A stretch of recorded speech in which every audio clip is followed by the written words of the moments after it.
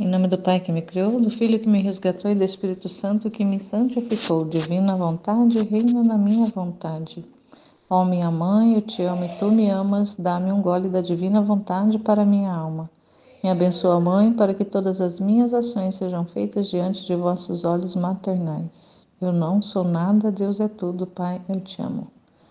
Vinde, Espírito Santo, vinde por meio da poderosa intercessão do Imaculado Coração de Maria, vossa amadíssima esposa e nossa mãe. Amém.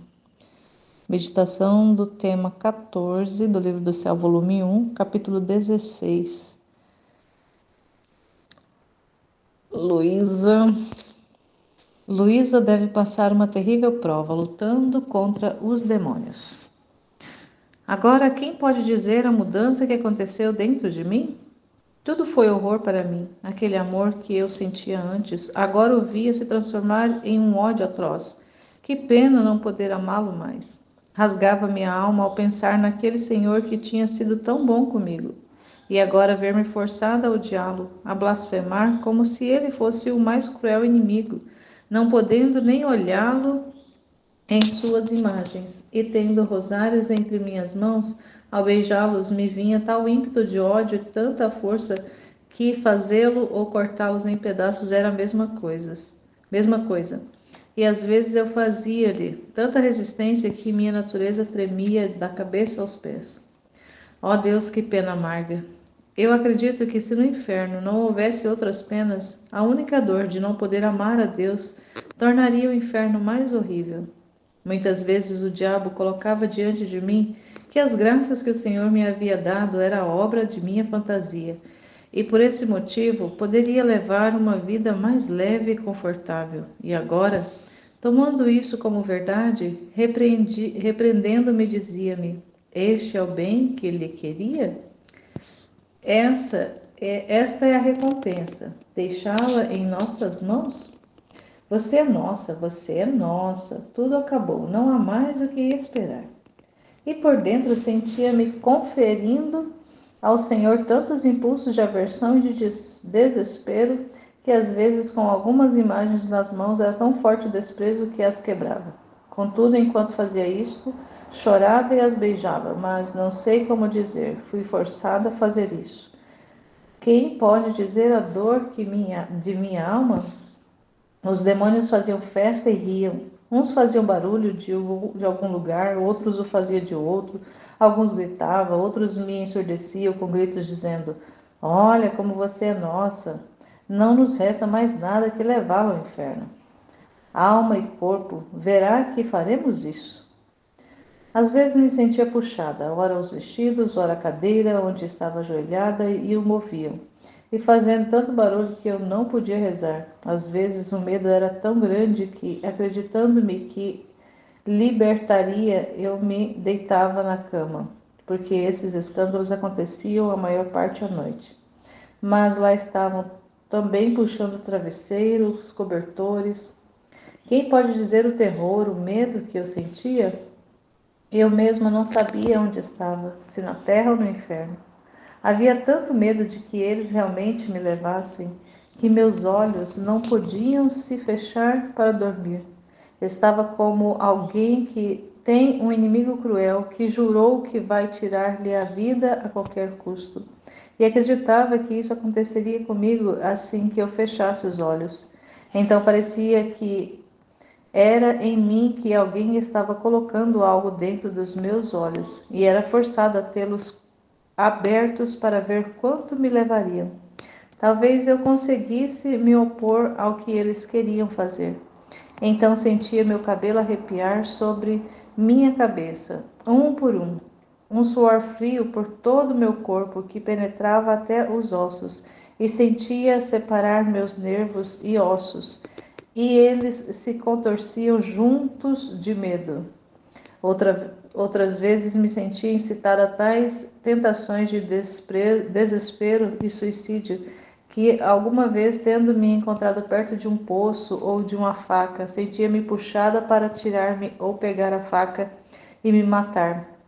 E era tanta força que eu sentia que talvez para fugir sentia apenas de morte. E enquanto fugia, sentia que eles estavam comigo e ouvia sugerir-me que era inútil que eu vivesse depois de ter cometido tantos pecados, que Deus tinha me abandonado por não ter sido fiel.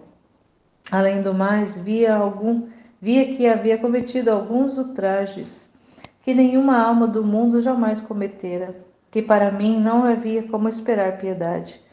Nas profundezas da minha alma ouvia-os repetir: Como você pode viver sendo inimiga de Deus?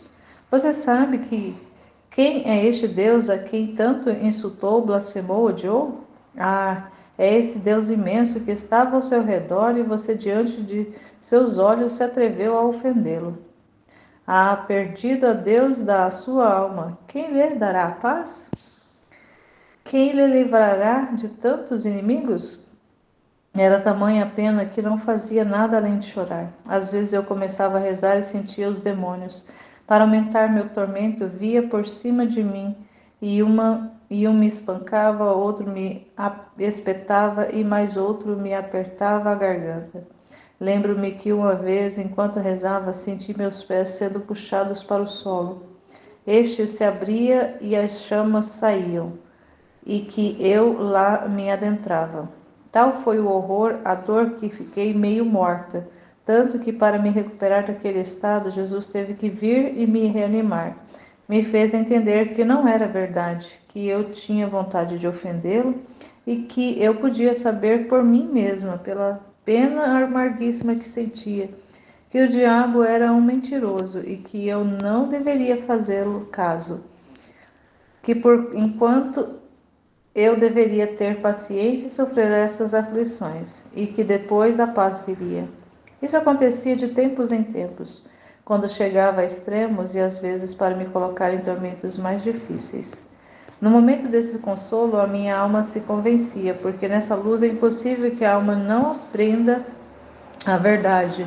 Mas depois, quando eu estava em luta, eu voltava ao mesmo estado de antes.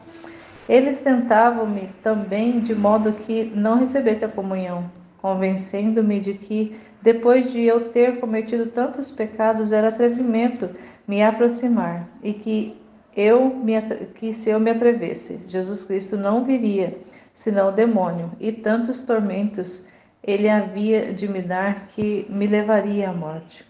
Mas a obediência vencia a tentação. É verdade que às vezes sofria penas mortais, assim que eu podia trabalhosamente recuperar-me após a comunhão, mas como o confessor queria absolutamente que eu a recebesse, não poderia fazer de outro modo. Eu lembro que várias vezes não a recebi. Também me lembro que às vezes, enquanto rezava à noite, eles apagavam minha lâmpada, às vezes faziam tais rugidos de dar medo, outras vezes vozes débeis, como se fossem moribundos, mas que poderia dizer tudo o que eles faziam é impossível. Então aqui a Luísa encontra-se em plena batalha com os demônios, né? Nós iniciamos no estudo passado, quando Jesus comunicou a ela que passaria por essa fase. E agora ela está em plena atividade ali, os demônios tentando ela, judiando dela, escarnecendo dela, e ela ali muitas e muitas vezes acaba caindo, né, nas armadilhas, nas mentiras, como Jesus vem depois comunicando a ela, que tudo que ele fala ali é mentira. E ela se vê tão impura, tão pecadora, indigna de receber a misericórdia, porque por muitas vezes, como a tentação é extrema, ela acaba fazendo coisas que ela não queria fazer, que é quebrando imagens né, até blasfemando, vontade de morrer, né? Então ali ela provavelmente deve ter passado por vários momentos de depressão, porque nesse estágio ela se sente totalmente abandonada por Jesus, embora ele está ali, mas ela sensivelmente, como ela não o vê, não percebe, não sente, é como se ela estivesse realmente sozinha.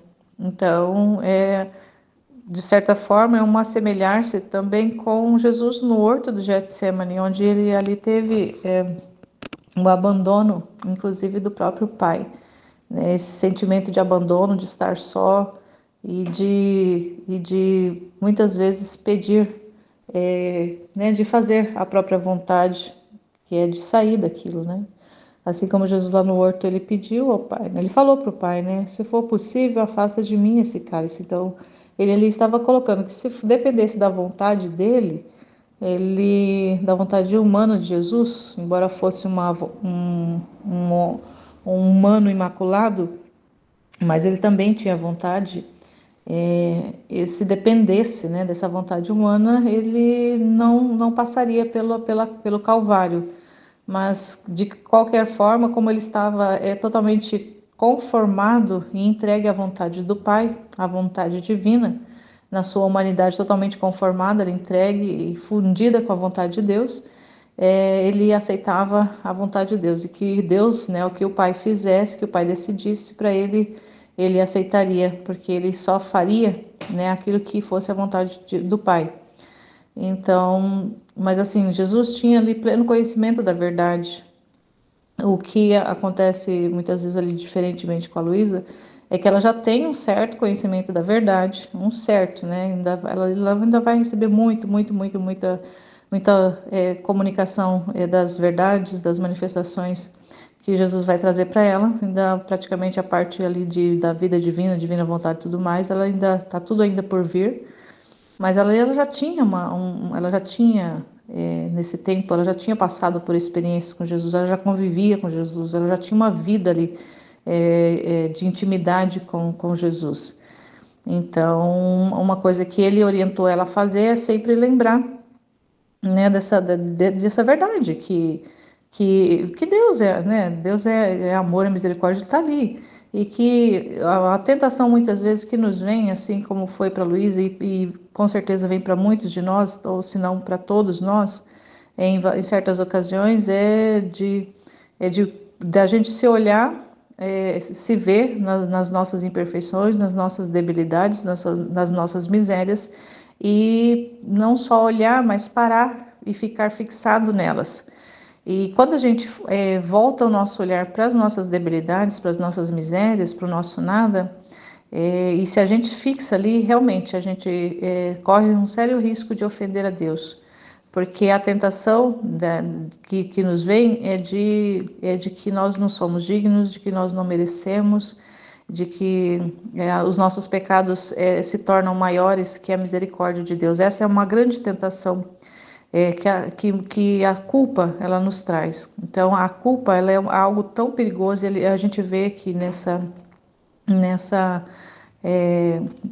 parte aqui onde a Luísa vai descrevendo essa situação desse tempo que ela viveu de tormento ali com os demônios, por ela ter caído na tentação ali de às vezes se revoltar, de blasfemar, quebrar a imagem e tudo mais, de odiar, chegar ao ponto de odiar a Deus.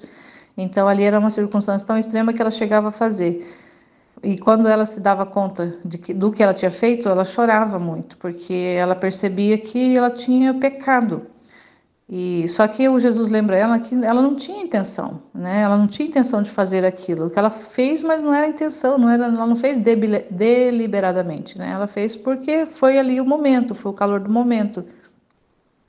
E aí ela, né, relembrando das verdades que ela já tinha aprendido, ela fazia, né, retomar, se recompor e para continuar, porque a batalha ainda iria continuar por bastante tempo. Então ali ela se recompunha. Em vários momentos ela acabava que, né, até desfalecia a ponto de morrer. Se Jesus não viesse em socorrê-la, ela, né, morreria. Mas como ela estava, né, era um trabalho que Jesus estava fazendo e esse trabalho estava no controle dele, estava nas mãos dele, ele que estava operando esse trabalho. Então é importante que a gente entenda e lembre sempre disso, que é um trabalho que Deus está fazendo e que Ele está no controle. Então, se fosse o caso dela, né, não aguentar e morrer, era porque era para ser daquela forma. Mas como o Senhor tinha para ela um propósito para a vida dela, que ainda demandaria muito tempo de vida ainda sobre a terra, claro que ele não ia deixar isso acontecer. Então foi ali tudo, né, tudo propositado, tudo ali, Jesus fez tudo aquilo ali para poder realmente ir purificando e testando e ali limpando, né, fortalecendo. Inclusive, a gente tem que trazer sempre presente que um dos objetivos de passarmos por tentações é do fortalecimento que o Senhor dá com a sua graça, que é só com a graça deles. Sem a graça dele a gente não consegue, mas de saber que quando nós estamos com ele e colocamos, né, tiramos os olhos das fraquezas nossas, das nossas debilidades e voltamos, temos essa consciência, mas voltamos o nosso olhar para Deus, a nossa confiança em Deus. Então, assim, eu tenho consciência das minhas misérias, das minhas debilidades, mas eu não confio em mim. Eu não confio em mim, porque se eu confiar em mim, eu vou para o buraco mesmo. Isso é dito, isso é certeiro que eu vou para o buraco, que eu vou perecer. Mas se eu tenho essa consciência, mas eu olho para Deus e eu confio em Deus, confio na misericórdia dele, confio no que ele está fazendo, confio no trabalho que ele está operando e tenho essa informação na minha inteligência, então eu me lembro disso. Não, olha, eu sou assim, eu estou passando por isso, mas Deus é maior, infinitamente maior do que tudo isso, e Ele está comigo. Ele que está no comando, no controle da minha vida. Então, se Ele está permitindo, Ele sabe o porquê e o para quê que Ele está permitindo essa realidade. Então, eu não vou ficar presa na realidade, eu vou olhar para Deus. Então, quando a gente tem essa atitude de olhar para Deus, e essa atitude, ela vem de uma força que o próprio Deus nos dá. Não é uma força humana, é uma força de Deus em nós.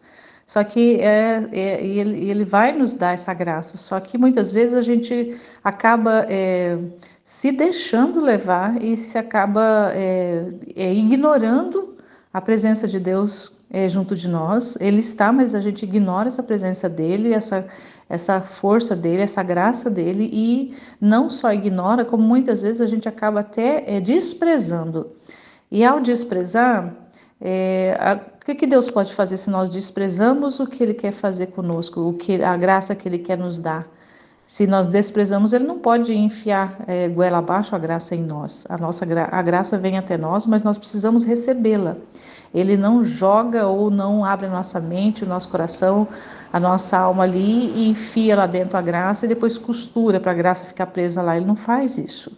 Né? Deus traz a graça, Ele está ali com a graça na mão e nós precisamos nos voltar, direcionar o nosso olhar para Ele para receber essa graça. E a graça da força é importantíssima. E quando a gente olha para Ele, aí a gente não perece. Então, por tribulações, por muitas dificuldades, cada um de nós vai passar. Cada um tem a sua realidade, seu estado de vida, as circunstâncias que vai ali pesar sobre cada um. Mas o que é mais importante nessas experiências que a gente vai passando é sempre ter o olhar voltado para Deus. Mesmo que ali no momento parece que está tudo acabado, parece que está tudo desmoronando, parece que Deus não está presente, parece que Deus nos abandonou, e tem momentos que a gente tem essa sensação de abandono de Deus.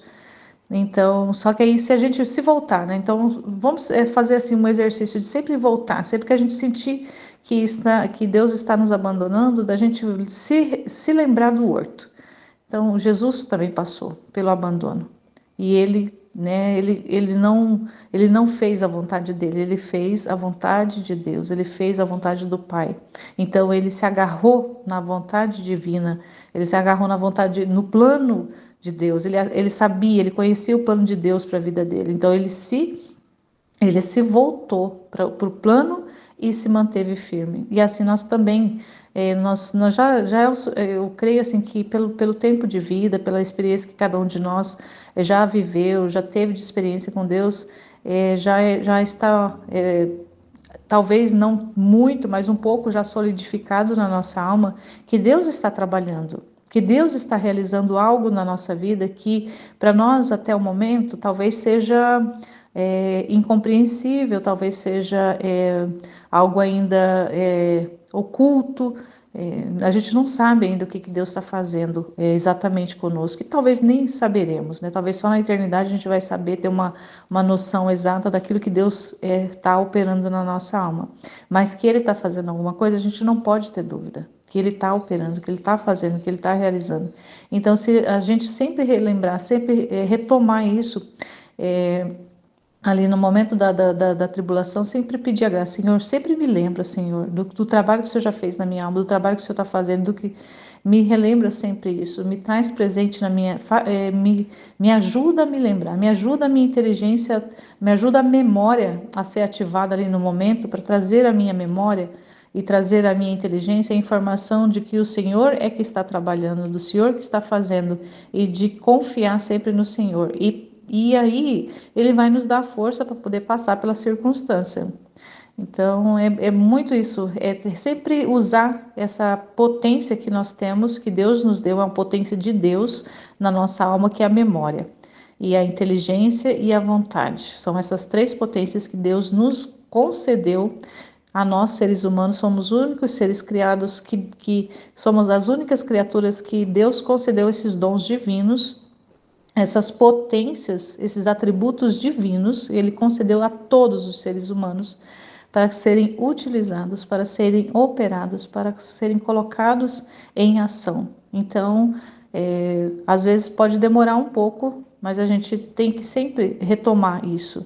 Volta na memória, relembra, busca ali, para um instantezinho que seja, no meio da tormenta lá, no meio do mar agitado, no meio do vendaval lá, um minutinho que seja, um segundo que seja, parar, né? Porque normalmente a gente, né, sempre é orientado e nos exercícios até mesmo terapêuticos, de quando vem aqueles momentos assim, vamos supor, de raiva, de irritação, parar ali por um minuto.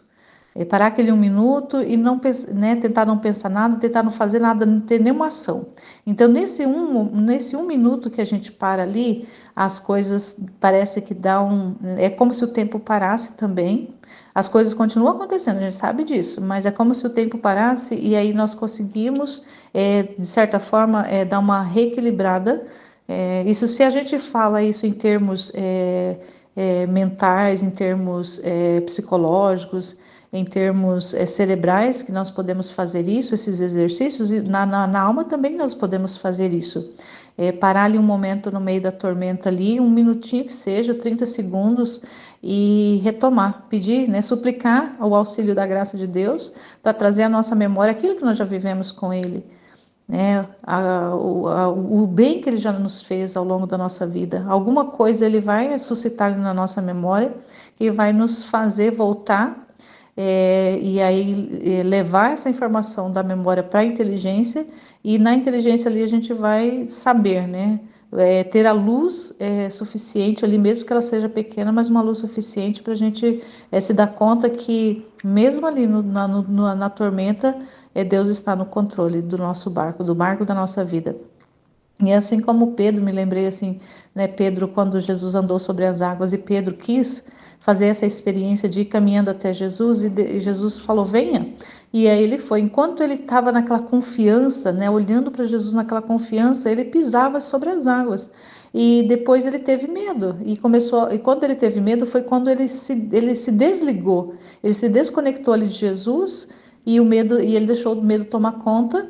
E aí ele começou a afundar. Então, assim acontece conosco. Só que Deus, sempre lembrar que Deus está ali por perto para poder grudar na nossa mão e nos puxar para cima, assim como ele fez com Pedro. Ali é uma cena que aconteceu, mas que acontece na nossa vida. Se nós também relembrarmos que Deus também, por estar ali perto de nós, mesmo que a gente se desconecte dele, se desvincule dele, mas sempre lembrar que a mão dele está estendida. Então, nós também devemos estender a nossa mão e suplicar o auxílio dele. E ele vai estar sempre para ali para nos auxiliar quando a gente precisar. Então, tentações talvez não vamos passar da mesma forma, né?